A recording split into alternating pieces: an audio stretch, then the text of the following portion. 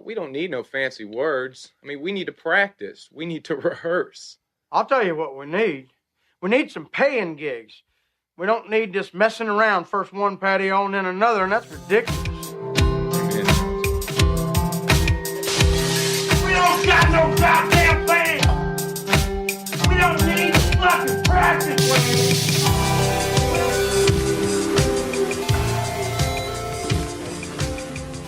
Welcome to the No GD Band podcast. I'm Henry. Hey, you're actually starting the show like right off. So Is that bad? No, it's interesting. People behind the scenes aren't going to hear this, so I'm going to cut a lot of that off. But all of a sudden, Henry just takes off. But I'm Chris, and this is the No GD Band podcast. And guess what, Henry? I'm so excited about. What? Can you believe we made it to a second year in review show? Somehow, we have clawed our way from December of last year, slowly but surely, It's time again. to yet another year gone by of the No GD Band podcast. Not only that, but we took on another one. Yeah, we started a second podcast. And you know, we've been doing, 30-something episodes. That's a lot. It doesn't sound like it, but that's a lot of episodes. And I mean, I'm just happy that we made it to a second year-end show. I love these year-end shows. We kind of talked about it before the show. We're so excited about doing this. We're going to just dispense with doing different segments on this show. And we're gonna announce our favorite whiskey of the year right off the top, so we can bust those open and start drinking. And then we're going to get to Henry and I are going to try to do an ambitious top 10 list each of our favorite things of 2018. These you've heard of Oprah's favorite things? Yes, This is No GD Band's favorite things. that's right. You're getting a movie. Let me ask you about yours though. Is yours in an order?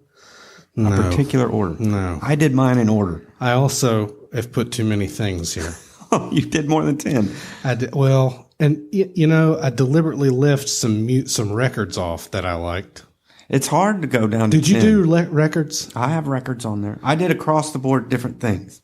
It's weird because we were talking at dinner. We always eat dinner before we do pod, and we were talking about That's called a pre-production meeting. Right. We have a pre-production meeting usually over food. And we were talking about how this seems like kind of a down year for music. Kind of, yeah. Wonder why that is. Like the other day you were saying that when you look at Pitchfork's top of 2018 that they always like R&B and rap music mostly. I was about to say I think my theory is that it's not a down year for music. It's a down year for me being able to understand music. I wonder. So maybe it's a great year for music, but for my taste, it seemed like it was kind of an year. But I will say one thing that I saw in an article, I believe it was on Pitchfork, about the year end. What? They did admit that this was a year that there wasn't a lot of heavy hitters putting out records. Oh. So that might be because I'm used to there was no Radiohead record. There was no, some people are going to laugh. There was no Grizzly Bear record.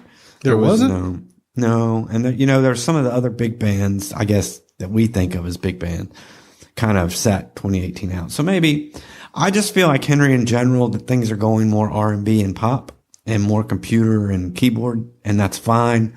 It's just harder and harder for me to find stuff that doesn't sound like just throwaway pop music, okay. I guess. Let's get quickly to our whiskey. We got a lot to cover, Henry. So what is your favorite whiskey of 2018? My favorite whiskey that you're sipping on today. I'm sipping on Patty, and I found this over the last year. It's also, as like what Henry likes to say, is affordable. Affordable, meaning sub $20. That's really affordable. If it's a smooth whiskey below $20, then it has my vote this year. So Henry's vote is Patty's. I am sipping on I'm cheap. Lefroy, which almost made my top 10 list for the year because I discovered my new favorite drink. If I get nothing else out of the No GD Band podcast, I discovered Lefroy. I don't even know if I'm saying that right either. I think you are. That's what I call it. Lefroy. I can barely spell it, but I love it. I love it. It's my favorite. Cost be damned. And taste. I think it tastes wonderful. Which is interesting because I have a tendency to pick very divisive choices. But when it comes to whiskey, I need to be able to get it. You go straight for the most divisive whiskey in the world. It shocked me. I didn't think I would like it. I like how it changes flavor as it goes along. If you put some ice in it, so it starts out very medicinal and strong, and by the end, it's a smooth. It's like you got to work with it. So it changes your palate I think as you drink it. No, I think it changes. I mean, unless you're getting drunk, but I don't know that you're getting. I don't know that I'm getting drunk, but I think it changes with a little bit of water over time as the mix becomes different. But maybe in my mind that makes it complex, which I really like. But I enjoy it. All right. So what's the difference between the really cheap Lafroig at $40 a fifth to the 50 and 60? What is it? Just the intensity of the flavor, or what? To my limited palate, I've had the expensive in shot form. I haven't bought an entire bottle, and it seems to be more medicinal tasting at the beginning. So yes, I think it's a more harsh flavor. So, Well, nothing highlights the differences between us. like that right there. I'm a man of the working class. Chris is of the cultural elite. And you know what? I'm gonna just take that and say, if that means I'm a liberal, you got it. And if that means you are a MAGA guy, good, go for it. Oh, I knew you could. I knew you had to come back on. And since your boy is in charge, I'm going to let you take the first one All on right. the list, Henry. What? And this is in no order for you, correct? Yeah, I mean, Okay. I just threw things down. All right, let's hear your first item. My first item is going to be this movie that I watched that you referred me to. Great. It was called Sorry to Bother You. Oh, It's got to be one of my favorite movies of the year. It was hilarious and pointed and ridiculous. ridiculous and well done Yes, and smart and all of those things. I agree. And it made my list, folks, at number 6. So Did it? it's Oh, cool. you this is- ordered yours? This is good. So we're knocking out things. That So Boots Riley used to be in a band. yeah, I think he still is because they got credited for numbers that were on the soundtrack. Songs that were on the soundtrack. What was the band's name? So yeah, Boots Riley's in a band called The Coup. Well, man, I haven't heard of the Coup. Something tells me that was probably great too. You know, I don't know. I should go and look. There was it a up. song in the movie that the guy that stars in the film that's in the show Atlanta actually sings or I guess raps on. That was really good too. Well, the movie takes straight aim at some capitalism, man. It sure does. It was hardcore, Right. And I really liked all the. I liked her earrings a lot. You know, and there were these very small jokes like that weren't on the nose in that movie that I really liked. I liked it too because it kind of at sometimes it felt like Office Space, Yeah, and then at other times it felt like the guys that created South Park, like a cartoon that those guys would make. There were times where it felt South Parkish to me. right. Or Team America. Remember the movie they did, Team America? Yeah, There were Team times America it felt a World little Police. Team America to me at times, but then I don't know. It was such a fresh perspective that you weren't used to, or I wasn't used to seeing. I wasn't. Yeah, That it moved well. It was great. My number 10, Henry. We're not gonna. I don't want to play a clip from this album because we actually played a whole song to end an episode recently. So if you want to hear any Julia Holter, I think it was 2 episodes ago. We went out on a whole song, but the album is called Aviary. I talked about it more at length, I think even in the last episode, but I just love the record. I like it more and more the more I listen to it. It is definitely a difficult first time out of the box listen. It's not an easy listen, and I think it's like an hour and a half long. good grief. But That's a double album. Yeah, it's close to a double album. I don't even know. Do they do double albums anymore with digital? They Do wouldn't call it them a that, double would they? album. No, I don't think so. I don't think. I mean, there's no sides anymore. Right. You're right. So number 10 for me is Julia Holter with the album Aviary. I'm gonna write that down.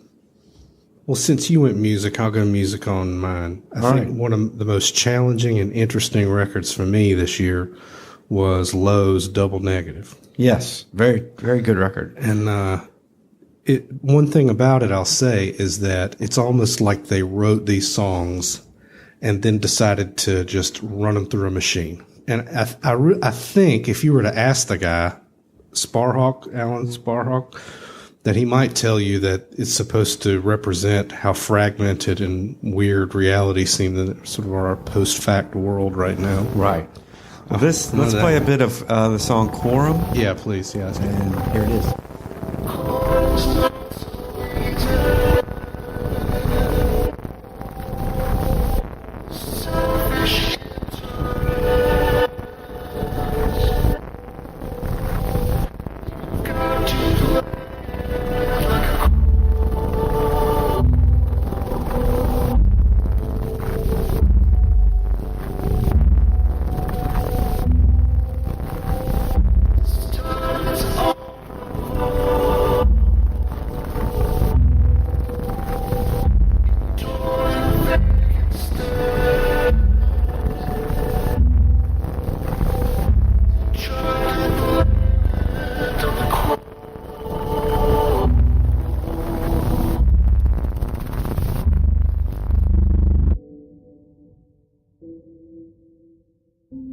Tired of seeing things you put away the book. What are you waiting for?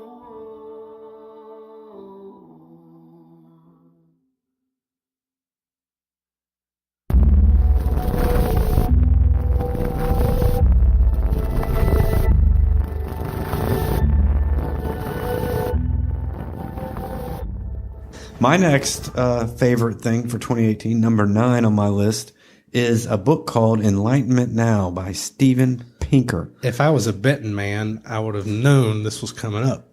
Yeah, so this is a book that Henry and I and a couple of our other friends read recently. I probably talked about it on a recent podcast, but it's really changed my way of thinking. It also has helped me see that we're not all about to fall off a cliff every minute of every day, every time asshole tweets.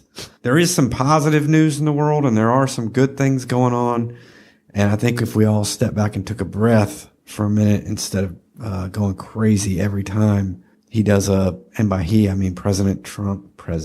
I still have trouble with that. Can you imagine? Can you just I don't really imagine see it. if I went back in time to Henry from 10 years ago and said, guess who's president? Donald Trump. It'd have laughed your ass up.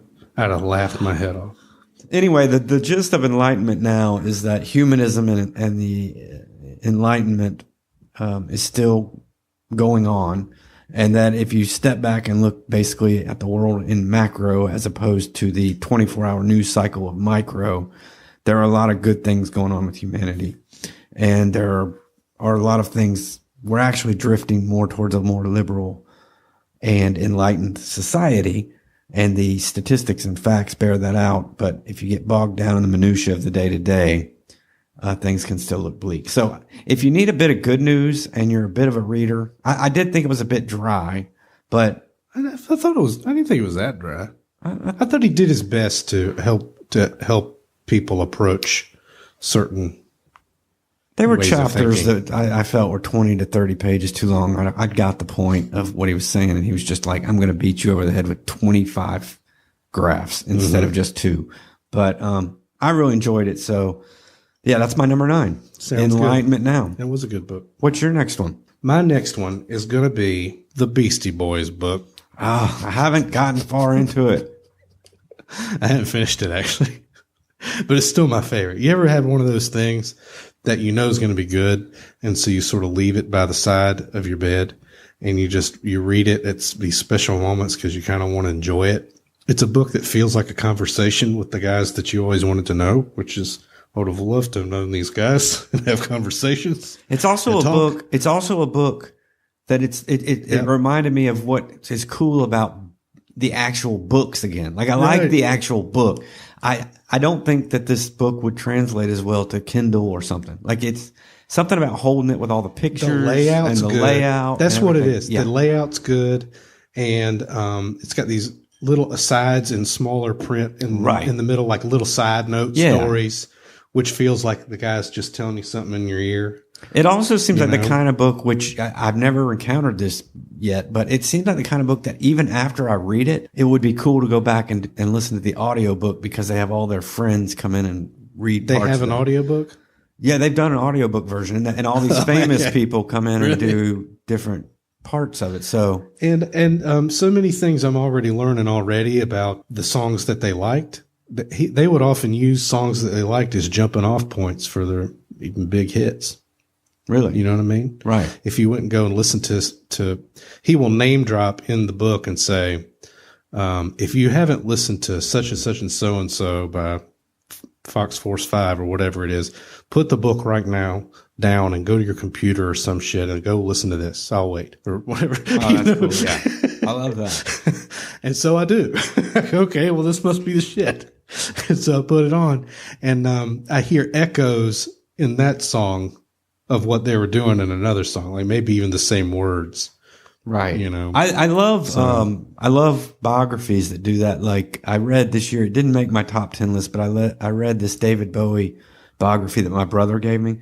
That is an oral history, but there are moments in it where, you know, the guy says, I'm going to talk about this particular song. Go listen to it, or you should be listening to it while reading this while section. reading this. Yeah. And I'm like, I like that. Like it's interactive. And then it really does put more meaning into the song. Yeah. Okay, my next one, Henry, if we're ready to move on. I'm ready. Is one particular episode of a television show. And it is the Teddy Perkins episode of a television show called Atlanta. Oh, I haven't watched it.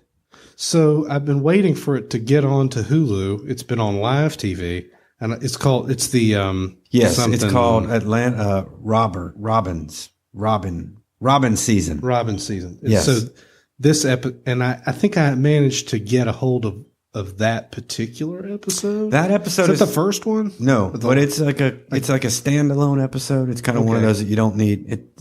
It's not like in sequence. Wait, maybe I'm thinking of the episode that was at the end of season 1. Yeah, you probably Okay. you would definitely remember this All right. episode. If Well, you tell saw me, it. Ted, what?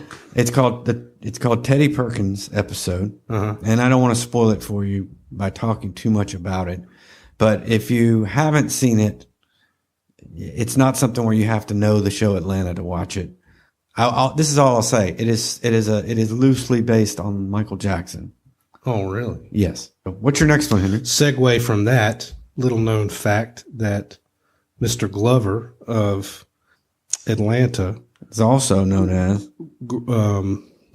Childish Gambino. Childish Gambino, and he also grew up a Jehovah's Witness, which leads me to one of my favorite things this year was Leah Remini does this show about Scientology, Yes, right? Where right. they take these, She's a former Scientologist. a former Scientologist, and she was bombarded on Twitter by former Jehovah's Witnesses. Right. And so she did a show, I guess she did a whole show before their season starts of the Scientology thing again, dedicated to the Jehovah's Witnesses. It was a whole hour-long thing. So the world's opening up, Chris. That's the weird thing about it, is that time and the internet, being the great, social disruptor it is, shines a light on this behavior that's been under wraps for, 100 years or whatever. It kind of sucks that I was disappointed in that episode because I already knew all that shit because you'd already told it all. Yeah. I think if I'd have seen it fresh, I would have been like, wow. The reason it's such a big deal is I feel like it's a big injection of truth to an organization that sucks people in and destroys their families and all those things. I think you could make a case for it being a little cloying, a little dramatic in the way that they do it, but at the very least, it's like a major, mainstream TV show took straight ahead arrow aim at this thing that I consider to be so pernicious and hurtful in my life. So it's just another brick to rip the whole business down. Right. So I'm sure they were thrilled that was going all out. the ex-JW community and all that, they're going nuts. They can't believe that, that somebody, a big famous person like her Would do that. would take such a thing on. All right, my next one, Henry, is a book, 790 something page book that's only one volume of a 2-volume set. Good God. Called Fire and Blood by George R.R. Martin. Are you at all into the Game of Thrones thing at all, I Henry? mean, I watched the show. Okay, know? so I'm into the whole. I'm the super nerd guy, and 700 pages? it's only volume 1, but But this is a totally different world, right? no, the same world. This is the prequel. So this basically Jiminy so Christmas. so this is going to really nerd your brain. The beginning of Game of Thrones, right at the start of the television show, is 283 AC in that world, which is 283 years after Aegon's conquest, the first Targaryen king of the Targaryen dynasty, which when we start Game of Thrones, Robert's Rebellion has just happened and Robert Baratheon overthrows the Targaryen dynasty, which has lasted for 283 years. Fire and Blood is the story of the 283 years prior to Game of Thrones. So, if you're into J.R.R. Tolkien at all, the big joke is that this is George R.R. Martin's Silmarillion. Do you know what the Silmarillion is? Is that the prequel to Hobbit? So yeah, the Tolkien did this, and he basically summed up like 2,000 years of Middle Earth history up to the Hobbit in one book. So what I thought was funny about this Fire and Blood book is that he was so inspired by Tolkien that it's real dry. It reads like you know how the cool thing about Game of Thrones is it reads well. Even the show, it's more like a soap opera than a history. Yeah. This thing, because it's got to move through so many years, is literally reads like, you remember that part of the Bible? There are sections where it reads like this. You know that part of the Bible? I can't remember what part it was. You probably know. Where it's like, Jonah begot Abel, This and one Abel begat begot something. And then and you're like 4 pages later, you're like, Jesus Christ. There's a little bit of that in this book. This one begat that one, and that one begat But I will that tell one. you, I will tell you my biggest problem with the book. It's really interesting, and what I love, and this is in all seriousness, what I love about this motherfucker is he is world built. I mean, there's no other fantasy and sci-fi shit that you step into a world that's fleshed out like this guy does. But here's the weird thing, Henry. I'm reading through this, and I'm going to show it to you after this episode. Why the fuck do all the Targaryens have to have names that start with Aenys or Arnor or Aenor or Inys? And then all the kings are like Aenys the fifth and Aenys the third. And you're like, oh, and here's the other thing. They are incestuous as fuck too. So by the time you're half of this book, you're like, I can't tell who the fuck you're talking about. And I'm a nerd. I mean, I'm in it, dude. I'm in there. And I'm like, I need a fucking compendium beside me so I can keep up with the fucking names in this goddamn thing. They were going to call it Gurmarillion after the Silmarillion. Right. GRR. The Gurmarillion. All right, what's your next one? Okay, I don't have any more books on here. Okay. Isle of Dogs. Great movie. It I did not love make that my flick. list, but I love that movie. You're right. It's a sleeper hit. Like I love it when I don't expect like an enormous thing and it turns out to be so much better than it is, or when if there's a lot of buildup in something, I'm suspicious. Right. You know, but in this case, the story was great.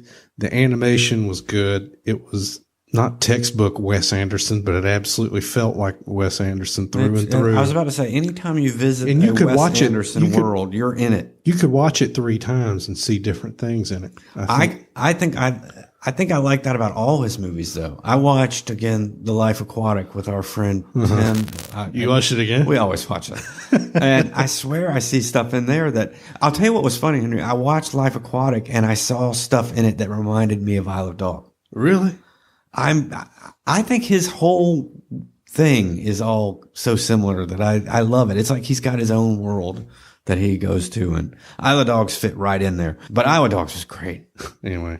Do you find flick. yourself doing this when he does those type movies, though? I spent half the time trying to guess who the voices were. Yeah. As opposed to, like, the second time I Pause. enjoyed it more because I was. Go to Wikipedia. Well, see, I actually look it saw it in this archaic way called a movie theater. Right. So I couldn't pause it or even pull my phone out because that's rude in a movie theater. Right. But yeah, it was I had killing the me. luxury of renting it at home, Exactly. so it was good. All right, my next one, Henry, number 6 on my list is Sorry to Bother You, which you already named. So I'm gonna bat the tennis ball back to your side of the court. What? You don't have a backup? Well, I've got 5 more. Do you want me to go ahead and do number 5? let's see. Well, I have some backups. Oh, I don't have backups. I I said we're going to talk about 10 things, and I said, God damn it, I'm going to do 10 things. I had to add a couple things. All right, well, let's do one of your add-ons then. Okay, Patriot. Well, you just blew my took number one. 2 right out of the water. So Well, that's your fault. You clued me into this. As is all. So, I'm a dad, and I have a demanding job, and I don't keep up with things as much as I used to. But you dropped that in my lap. I was like, holy shit, man! This is a whole thing. This is a whole thing that I didn't even know about. there's so much that I like about Patriot. The first thing I like about it is whenever I think about it, I can't think of a television show that I've watched that I like better, but it never comes to my mind first. It's just like a creeper. Right. It's not like I think it helps that nobody is in the show is a star. Right? Yes, and it also helps that I think, the only reason I heard about it was someone told me about it, so I don't know what my first impression would be. But I think it gives a misdirection right off the bat. I think people think it's going to be something that it's not. It even looks on Amazon if you're just looking, if you look at the thing, it looks like something completely different than what it is. It's almost like they on purpose don't want people to watch it. It's like it's purposely avoiding its audience, maybe. That's what it's weird that it's like a joke bomb. Because it's even called Patriot, and it's a it's only misdirection. it's only minorly about that kind of. It's but I mean, it's almost like they sat around and they were like, wouldn't this be funny as shit if we totally tried to not get our audience to watch the show? Like, what kind of balls is that? Like, just to have that joke between themselves and be like, oh, this is hilarious. Well, I'm not giving too much away to say that basically this guy is in espionage, right? But on the side, he does folk music, and it does. I mean, That even sounds wrong, though. It sounds wrong. That's not but really the what it's about. songs were good. The thing is that he played them, and it looks like he really knows how to play the guitar. Oh, I definitely think they got somebody that can sing and play guitar. But It's got to really be him singing, right? oh yeah, for sure.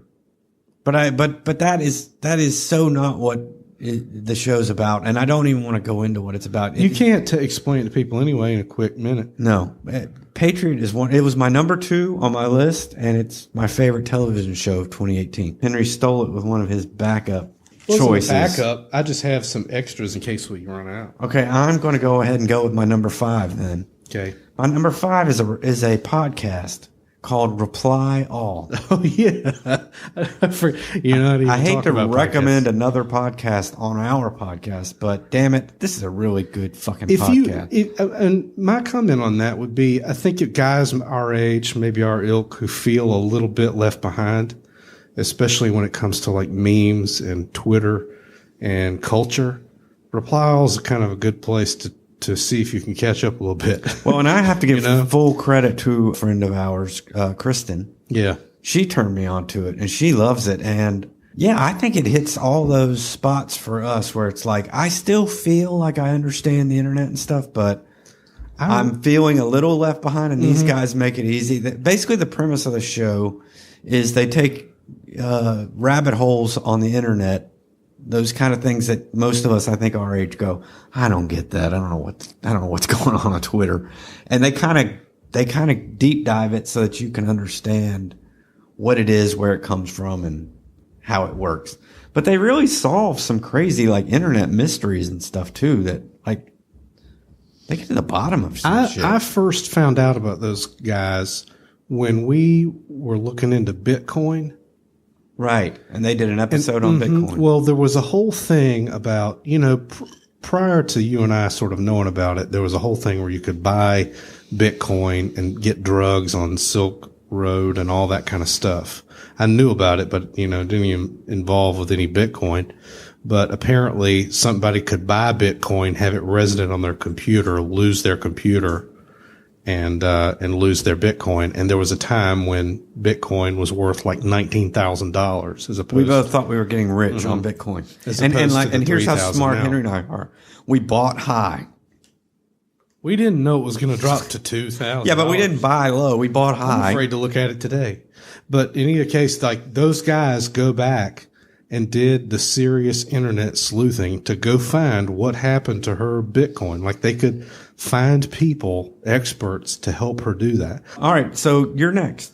Okay. That was my number 5. all right. Reply all. I'm going to take one of my backups away, and I'm going to go with my podcast, which was called The Dream.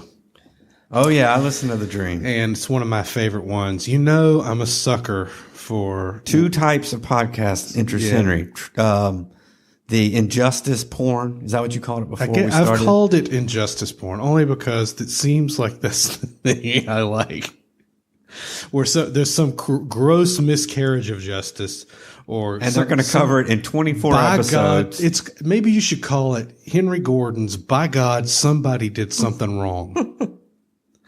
And so, give us an example of one So- of these. What was the injustice porn one you loved about the Flowers? The Flowers. The guy that was named something Flowers, right? The guy that was arrested and convicted oh. 27 times for a crime. Curtis Flowers. Curtis Flowers. What was that podcast called? In the Dark. In the Dark. Is that right? I think that was Yeah. that one. Yeah. Kind of like Serial. If you've listened to Serial, then you're kind of in the same ballpark with this injustice porn. Or what's the Netflix television show that's all the rage about? Well, it's Making a Murderer. Making a Murderer. And So that kind of stuff. And then you're and then the new hotness that just came out this week, which is An Innocent Man. an innocent man. Yes, you told me about after that. the John Grisham book, Which of was the same- nonfiction. his only one, Right. which is a similar gross miscarriage of justice. But what's The this Dream- other type of podcast that you like? The Dream is about multi-level marketing. I don't know if you've been around that kind of thing or if you've seen other people try to get involved with it or whatever. It's basically a pyramid scheme, right? Sure. That has its roots deep in the American government, in the Commerce Department, and all of those things. They've worked hard to sort of legitimize this as a legitimate business thing and refuse to look at it, refuse to address it, and when refuse it's to really regulate just it. a pyramid scheme. Yeah, MLMs are all that, are all pyramid schemes. Right. And If your business model exists, has to exist from your suppliers buying the product themselves. I just love that episode though, of The Dream where like it was working for everybody in the 70s and they were having these parties. Oh, the plane. That was and, weird. Like everybody's just getting But fucking rich. There was no product. I know, but I love that. That was the weird part about it. I was like, where's the thing to buy? But I love how they presented it to each other in this hippie way. Like, yeah, there is no product, and yeah, this is kind of a pyramid thing. But as long as we keep doing it, we're all going to get rich. And it's like, damn, I kind of like that. I probably would have got suckered into that. Somebody's going to end up poor. Yeah, somebody's definitely going to end up poor. For sure. It's kind of like that. The plane reminded me of musical chairs. You just don't want to be the last guy in holding the fucking. I know. We went to Panera Bread a lot as a family every like Thursday night. That was our thing for a while. And you go on there, and I swear to God, every third time I'm in there, somebody is having a meeting with somebody in this sort of over-the-top salesman-y. I swear to God, they're coming out with an MLM. That's like the place to meet, Panera Bread. Yeah. That's where the MLM people meet to try to convince you to do their thing because it looks and feels like a real meeting place. Right. You know, it's fucked up. All right, so that's Henry's next. That was number 5 for you. I'm keeping track. Okay. Number 4 for me. Now, Henry, this is going to sound weird because at the top of the show, I talked about how music was becoming too pop and too keyboard oriented and all that kind of shit. But my number 4 item is a record by Christine and the Queens, and the record is called Chris. Have you heard this record? No, I haven't. Well, it's Christine and the called Chris. Queen's second album.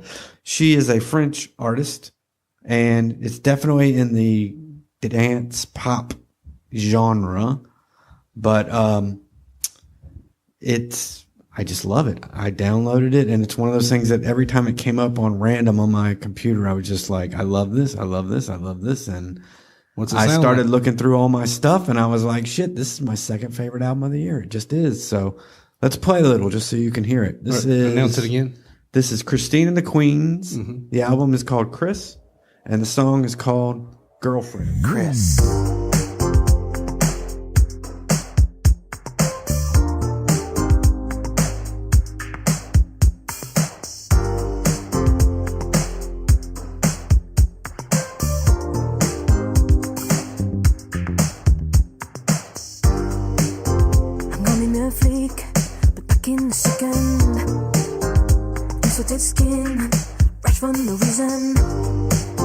boys are loading their arms, girl gasp with envy. Mother me king endlessly. Same as sadness in small lumps on my jaw. For lusting after is the usual for sure. May your girl come, birdie die under the spur.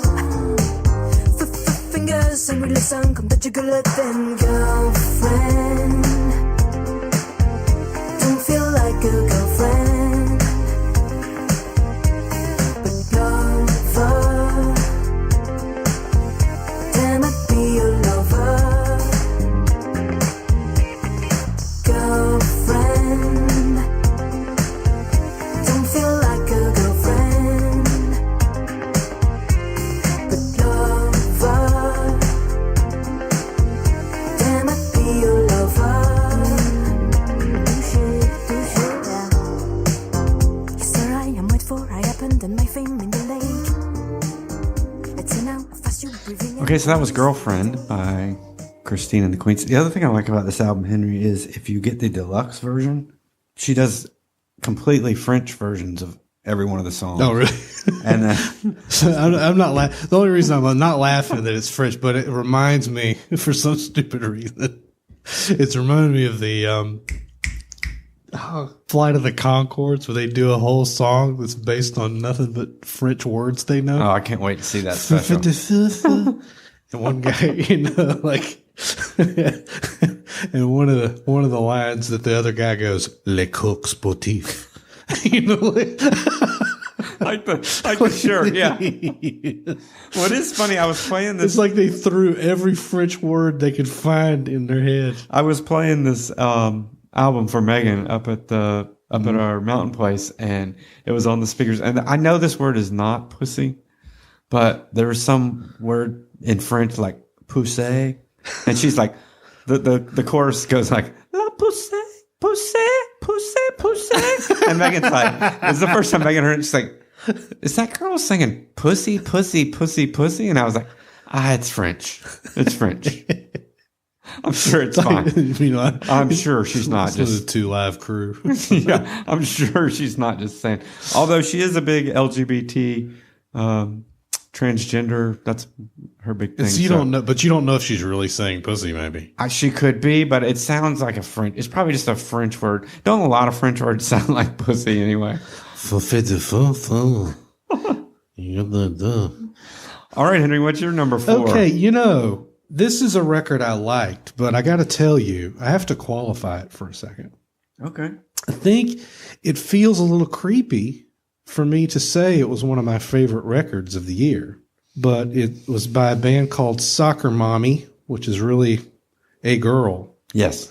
And her name is Sophie Allison, born in Switzerland, but basically comes from Nashville. And she made really a Liz Phair record. It's what it sounds like. It sounds like Exile in Guyville, but maybe a little better. Well, like the record might be better. Let's hear a song real quick. I've only heard snippets of Soccer Mommy, so I didn't listen to I didn't pick out like one song to play off of it. Maybe let's play the song called Blossom, Wasting My Time. I think that's the one that I like.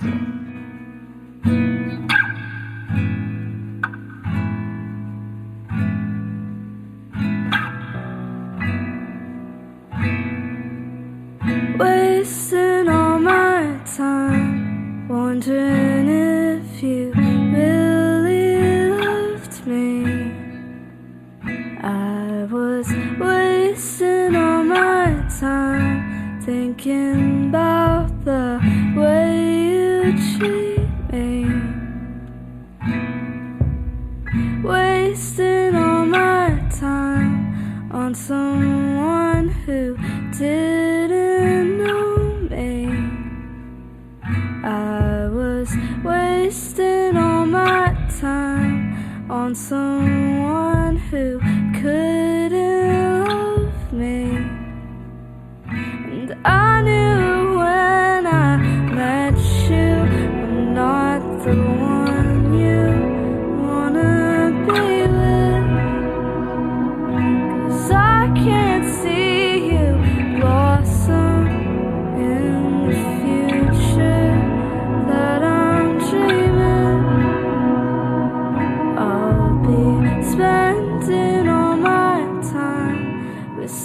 someone who really wants me.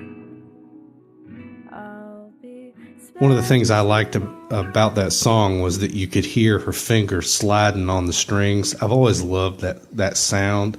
It speaks a little bit of like an artifact of somebody being authentic or something. You know, it sounds like the Liz Phair record with the flaws and everything, but actually is part of the art. That makes sense. So I enjoy that. If you like Liz Phair's records, you should definitely listen to this. All right, number 3 on my list is my favorite album of the year. It just made number 3 on my favorite things of the year. This is an album by a band. I believe they've got 3 or 4 before this one, but they're called Wild Nothing, and the record is called Indigo. Yeah. And before we talk about it, I'm going to play a song. This is called Partners in Motion.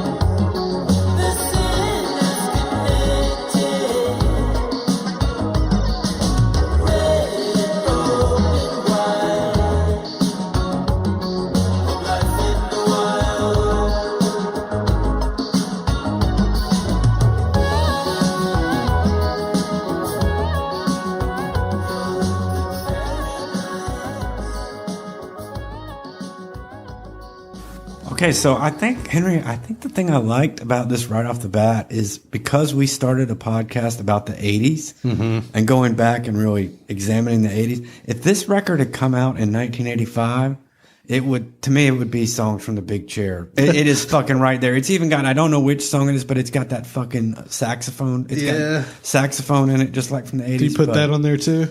Yeah, I mean, it's I'll find it's right down the line 80s, but they do it so well and it's so catchy and man, it's good. They've done 4 records and 2 EPs. And here's the funny thing about Wild Nothing. Every time they put a record out, it's a record that I'm like, I really dig this record. I like this band. And then I totally forget about them until the next record comes out. It's their name. Because I think people Is it get them bad? accused. I think they might get them confused with Cloud Nothings. Right? Yeah, and also it's just not a very, I don't know. It's To me, not- it's not a It's descript- bad branding. Yeah, It's not that. I think their name probably is not as descriptive as it should be, or something. They should have thought about that. Also, I want to say, and you see this sometimes with records. It's one of those records like the Bends, which I don't want to compare to the Bends because that's an all-time great. But Yeah. every song could be a single. So you're just like, you hear like 4 songs, and by the 5th song, you're like, okay, this one's going to be the one that's kind of. And they're not. No, you're just like, oh yeah. So the whole record is him sending winners over the net. It kind of like I was trying to pick a song to play for this, and I was like, oh, I want to play that one. Oh, I want to play that one. Oh, that's the one I want to play. You know, it's one of those kind of records. Plus, it also is maybe that's my general theme for music this year. What's that?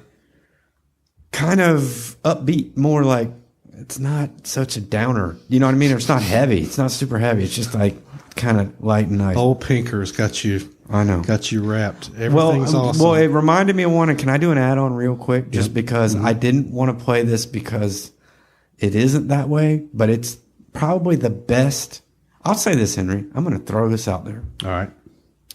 I think this is the best shoegaze album that I've heard this year or in any new year, including the new Slow Dive record and all that good stuff. What? Which I love the new Slow Dive That is record. fucking heresy, what you just said.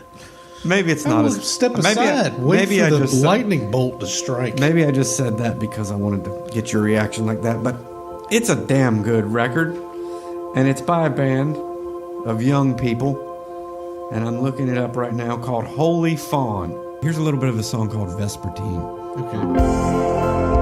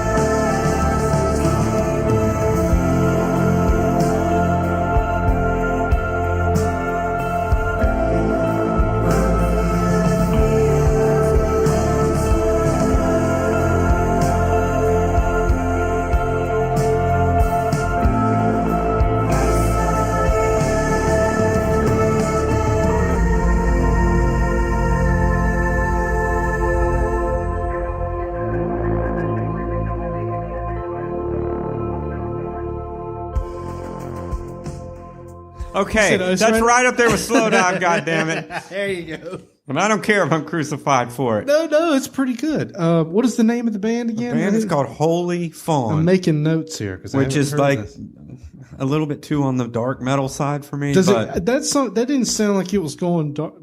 they've going got metal? some choruses that like kind of amp up in the same way that like Mogwai amps up a little bit, Okay. But there's none of that. I don't think yet. I haven't listened to everything yet, but there's none of that like, kind of FAWN. FAWN. Holy Fawn is the name of the band. That's the first I've heard of these guys. All right, so I've only got one more on my list, Henry. What have you got on yours? Okay, one more. I get one more. You get one more, and make it a biggie. This is the one. Favorite things of 2018. This is the most pleasant surprise Of of 2018. 2018. I like it. And I like it's it like a show- subcategory. It's a show on HBO that's called Sally Forever. Oh my God, this thing. It is the funniest, most cringiest. I can't even get through an episode. I can't. I have to actually turn the channel sometimes. Yeah, I bet if knowing you, like you and I both react like to that sometimes. You get so embarrassed for a minute. Yes. You have to pause. I actually kind of go like this. I actually pause it while I'm laughing out loud, but It's I'm like, something- I'm there's- embarrassed for the person. There's something about our Southern background that makes us like this. Like, it's not real empathy though. No, It's just- because I'm laughing my ass off, but I can't watch But it's it. not real empathy. So it's like something, it's an embarrassment when you're embarrassed for them, but you just want it to stop for a Yes. minute. Like something about the English. They're not afraid to go there. No, like the guy on Sally Forever, the husband or the boyfriend. boyfriend, the way he cries. And he, Oh, the thing at the first episode where he's massaging his feet. ugh, the worst. But it's my favorite show because I don't know what's going to happen. And it's so out of what I'm used to. I like it seeing. too because it doesn't spare any of the characters. Like at the beginning, you're like, man, I hope she starts this lesbian relationship and finds her true self. And then the person that she's with, you realize is maybe worse, maybe worse than what she's running away from. No doubt, this woman's worse. Did you finish the latest episode? No, Since we I talked haven't last got. week? No, Okay. it's taken me forever because I can't watch more than 5 or 10 minutes, and I have to stop. I'm serious, I do, and it's so harsh that I get so embarrassed. I can't even go back in a few minutes. I have to let it can't sit. It's taken me forever. I think it's episode 5's the one that's going to rip your face off. Here's what I'll and tell you. hand it to Here's what I've also found out.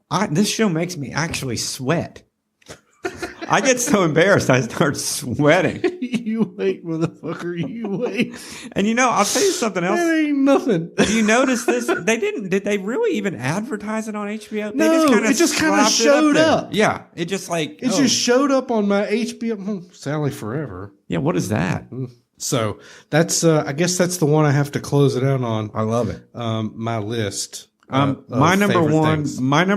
and this is my number one, and you're not going to be that interested in it, Henry, but I have to say it. My favorite baseball team in the entire world, the Boston Red Sox, are world champions in 2018. And that is my favorite thing. Well, that was the No GD Band podcast.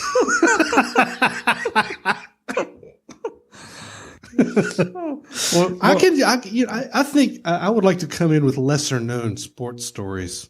No, Maybe you're one of those That would be guys. fun. Those Lesser known sports. lesser stories. known sports stories from Henry Gordon. Well, what do you want to? Let's close with what are your overall thoughts of 2018? Good year, bad year, Wasn't a big fan. Wasn't a big fan.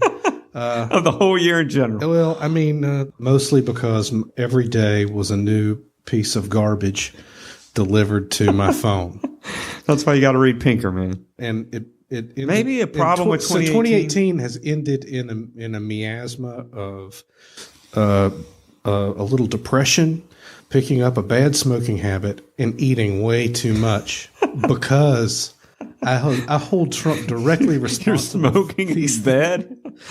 No. Is that what you said? Did you say you picked up a bad smoking habit? Bad. Oh, I was like, I picked oh up my- a cigarette again, and I I don't was want like, to do that. Henry is smoking in and bed. I'm eating way too much, and I'm not engaging in self-care, and I think it's because of Donald Trump. Of course, it has nothing to do with having a 13-year-old at home. Ooh, you got a double dose, son. It does that.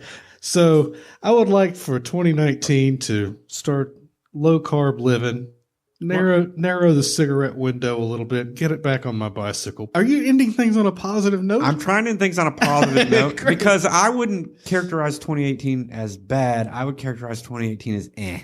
And I wonder if we think that because being liberals, we're under the shadow of Trump. Because I know a lot of my conservative friends during the Obama years, when I would say this is a great time to be an American, blah, blah, blah, they were like, this is the worst time to be, like, everything's terrible.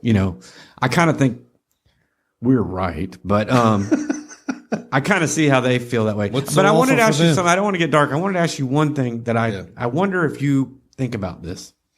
Do you think there's going to be a time in the not so distant future where we get tired of the addiction to the devices? Yeah, I'm already seeing it with Facebook. I really think that people are tired of it now. I know the time in between when I may look at Facebook now, which is probably up to about 7 or 8 days, is only because I'm really bored. Right. And I just want a quick fix or whatever. But it wasn't an everyday occurrence. And now I think it just reaches saturation. Like you and I have to weed through so much good TV and music, really, to get to the things we like. There's just a glut of it. Right. I think that eventually people are just going to get tired. There's only so much you can do with the phone. With the social media and the phone. There's and only so much they can drive to you before you just say, you know what?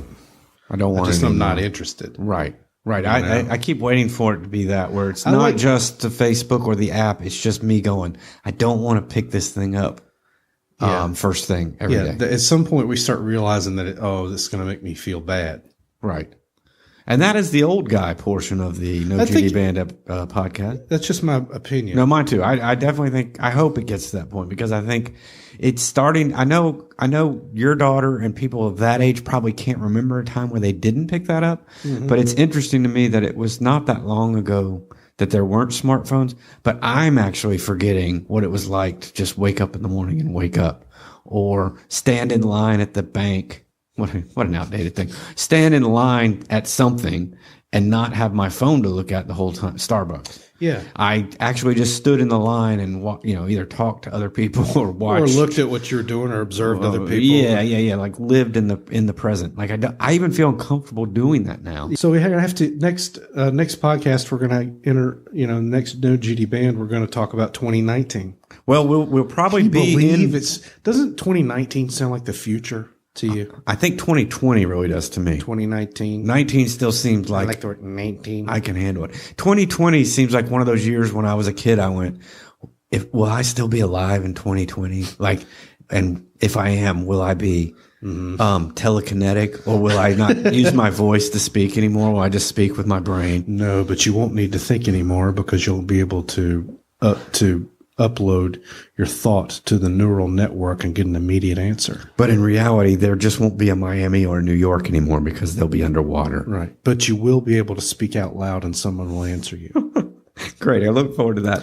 And we will see you back in 2019. I can't believe we made it this long. I know. Thanks for listening to the No GD Band podcast. You may also know about our sister pod. It's called 80s Music Exposed, where we do rundowns of great records from the 80s, and you can search us up, 80s Music Exposed there. But you can also find us at No GD Band at Twitter and No GD Band at gmail.com. Chris, any save rounds? Nope. All right, we ain't got no goddamn band, Chris. Oh, we don't need no fancy words. I mean, we need to practice. We need to rehearse. I'll tell you what we need. We need some paying gigs. We don't need this messing around, first one patio and then another, and that's ridiculous.